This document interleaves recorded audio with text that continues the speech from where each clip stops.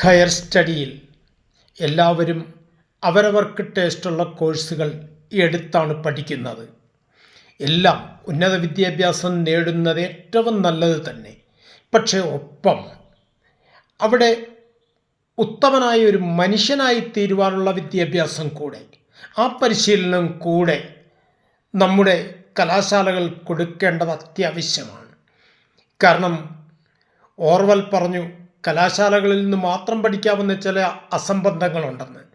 അത് ഈ ആധുനിക തലമുറ തിരിച്ചറിഞ്ഞ് കുട്ടികളിൽ ധാർമ്മികമായ വിദ്യാഭ്യാസവും ആ അവബോധവും ഉണ്ടാക്കിക്കൊടുത്ത് ഞാൻ ആരാണ്, ഞാൻ എന്താണ് എന്ന് ബോധ്യപ്പെടുത്തുവാൻ, സ്വയം തിരിച്ചറിയാനുള്ള ഒരു വഴി ഉണ്ടാക്കി കൊടുക്കണം നമ്മുടെ കലാശാലകളും.